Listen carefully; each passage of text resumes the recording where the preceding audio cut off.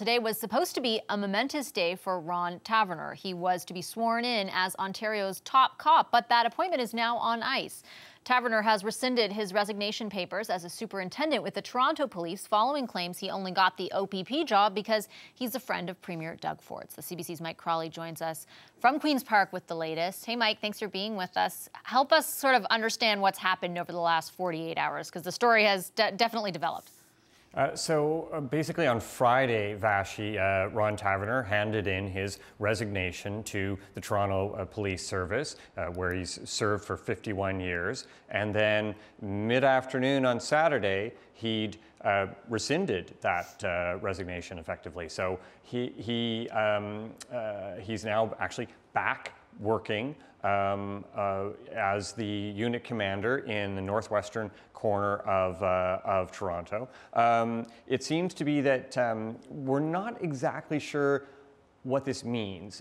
What it simply could be is that he, like everyone else, is waiting for the results of an investigation into the whole process around his appointment. He's a family friend of Premier Doug Ford, and there have been a lot of complaints, even today from a former head of Ontario's Special Investigations Unit, the body that basically investigates when police cause injury or death to civilians, saying that his appointment would handcuff the OPP from actually being able to do political investigations into things like the Premier's office. So a lot of questions swirling around Ron Taverner. The government does still say that he has its support.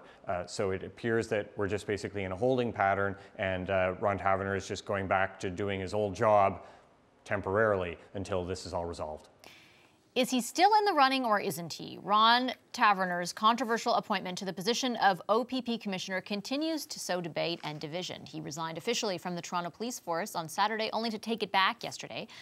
Taverner was originally scheduled to assume the job as new OPP Commissioner today. That's on hold pending an investigation into the hiring process. So where does that leave everyone, the OPP, the government, and what impact will this have on the government, even more largely speaking? Time for the Power Panel. In Calgary, Marchello Munroe of KTG Public Affairs. Former Quebec Liberal Cabinet Minister Yolande James is in Montreal. And here with me in studio is former Director of Policy to Stephen Harper, now with Harper & Associates, Rachel Curran, and the CBC's own John Paul Tasker. Hi, everyone. Hey, nice to see you. JP, I'll start with you because yeah, this is a hard one to understand. I mean, it's sort of a developing story, but where does this leave from where you sit, the entire process? Is there any way that that Mr. Taverner comes back as OPP, the head of the OPP? It's entirely possible, but I think this whole process couldn't have gone any worse for the Premier or for Mr. Taverner, right? And this is a guy who seems, by all accounts, to have had a relatively respectful tenure as a Toronto police officer, 51 years on the force. I mean, the guy could collect his pension tomorrow, right? He's 72, and he doesn't really have to go through all this political drama, and he's being put through the political ringer. But I think the Premier probably should have known this would not go over well with people writ large. It's not just the media and the opposition, too. It's the rank and file, right? It's the average cops, people on the street who are concerned about this today. On Ontario Today, which is the call-in show on CBC Radio, there was like cop after cop after cop calling in to voice concerns with this pick because he was a superintendent, which is a pretty low-profile role, right? A relatively low profile to then be jolted and put into this bigger position. There's a lot of people in line before him who perhaps were better qualified or better positioned to take on the entire provincial police force as opposed to just essentially a beat cop from a neighborhood in Toronto. So there's a lot of questions that have to be answered here, but I still think he could come back. He's got a Premier who's fighting for him, who's, seemingly willing to spend a lot of political capital, go into the political trenches to fight for this appointment. And it seems like it's because they have such a long-standing family friendship. This is why he's essentially picked in the first place, right? He has the ear of the Premier and had a long time. Rachel? Well, there's clearly a lot of internal law enforcement politics going on here.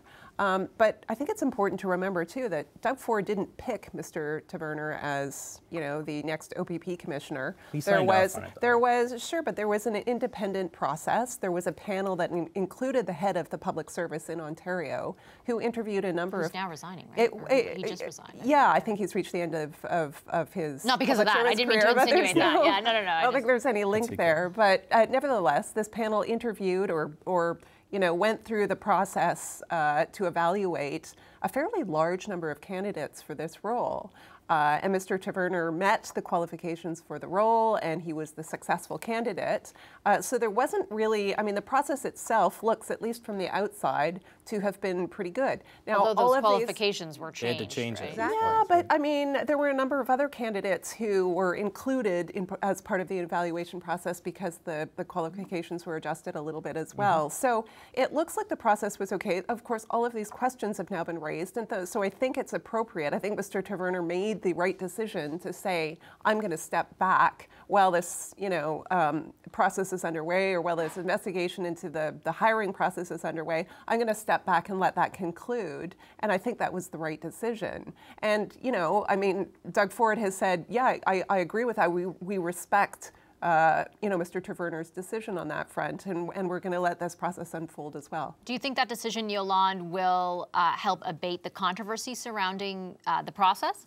Well, there's not a controversy for no reason. I mean, let's be straight. This is a mess, and the government needs to clean this up. I mean, in the end, I don't believe that because he's a long-term friend or long-time friend of the Ford family, that in and of itself should disqualify you from an appointment if you are otherwise qualified. But the issue here is that the rules were changed in the short term, all while this is going on. I mean, and for a post as important as this, perception, optics matters to protect the principle of independence. There's a reason why judges don't preside over their children's trials, for example, as innocent as they could be. There's a reason why that is, and that needs to be protected here. And as you look at the sequence of events, it looks just wrong. You change the criteria, and he's a friend of the premier. That in itself can't go forward. So I mean, I think he did, unfortunately. I think he did what's in his best interest in since taking his job back, and I think that in the best interest of obviously rank and file, but of the OPP, that they should go forward with another appointment with arm's length at this point. What would be, I guess, Marchello, arm's length, though? Because they said that the government has said that this process was independent, the selection process, other than cabinet signing off on the selection at the end. Sure, well, we can... It does us no good for any of us really to sit here and say whether or not this process was okay. Because right now what we have is a process that's been stalled and is basically being looked into to see what the process was, to see where potential conflicts may or may not have been, and to come back and to tell us whether or not the process was okay. So I don't think we know that the process was okay. I mean, that's the whole reason the Ontario government's in this mess. Someone said to me the other day, well, partisan governments appoint their people to things all the time. Well, that's true, sure, okay. But we also, as a society, especially in Canada, we put there's a pretty big difference between the appointment of a top cop, or for that matter, an auditor general or an elections commissioner. These processes are seen to be quite different here. We expect a lot less. We expect no political interference. There's good reason for that. There's a precedent, and so maybe what will come out of this is there needs to be perhaps a different kind of process for appointing the top cop at the OPP. I think it's very unlikely. I think it's very strange to me that he resigned one day and rescinded it the next. I'm not sure what that means, to the point that he could just probably retire right now. I'm not sure why he just wouldn't take a leave until this was settled. So I would find it odd if he were to return. But what we do know is that there is enough of a problem. I'm not sure it's just perceived for us to be going through an investigation right now. It's not that common. Things like this don't happen every day. Although the ombudsman wouldn't investigate. I mean, the integrity commissioner is investigating the process right now, but Brad Blair, who had replaced him as interim, who was the interim, chief of the OPP, was asking for the ombudsman to investigate and was denied that. Well, I don't think it matters one way or the other. I think, here's where I agree with Marchello and Yolande. I think perception does matter when you're appointing the top police officer in the province, and so I think it's appropriate that whether it's the integrity commissioner or the ombudsman, that somebody give their sort of stamp of approval on this and say the process was clean and there were no issues with it. But I don't agree that Mr. Taverner should just go off and sit in a corner while the process is underway. I mean, he wants to clearly keep working. He's capable of continuing to contribute. So I think it's appropriate that he go back to his old job and keep going with that until his investigation is complete. It could be months. Who knows how long it would be.